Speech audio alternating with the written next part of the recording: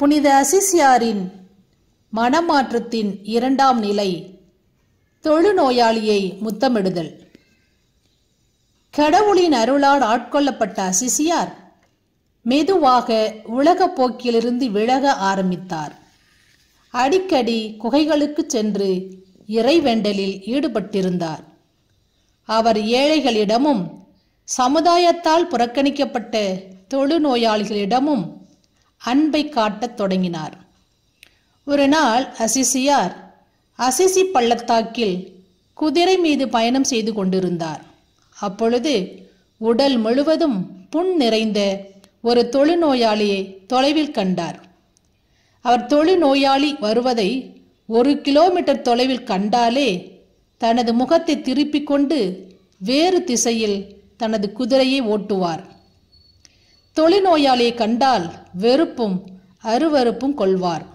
ஆனால் அவரது உள்ளத்தில் எழுந்த இயல்பான இப்படிப்பட்ட உணர்வுகளை எல்லாம் நெறிப்படுத்தி கொண்டு குதிரையிலிருந்து வேகமாக அசிசியார் இறங்கினார். அன்று அவர் கிறிஸ்துவுக்கு விருப்பமான வாழ்வை தேர்ந்தெடுக்க வேண்டும் என்று விரும்பினார்.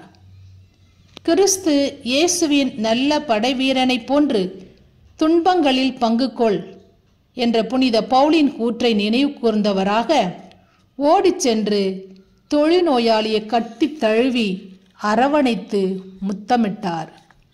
ஏனெனில் தொழுநோயாளின் கண்களில் இயேசுவின் கண்களை கண்டார். அருவருக்கத்தக்க நோயால் ஆட்கொள்ளப்பட்ட தொழுநோயாளிகளில் இறைவனின் சாயலை காணத் தொடங்கினார். அன்று முதல் அசிசி நகரின் எல்லையில் வாழ்ந்து கொண்டிருந்த தொழுநோயாளிகளின் இருப்பிடத்திற்கு சென்று அவர்களுக்கு பணிவிடை புரிவதில் மிகவும் மகிழ்ந்திருந்தார். அவர்களில் துன்று முதல் அவர் ஏழ்மை என்னும் மணப்பெண்ணால் ஆட்கொள்ளப்பட்டார்.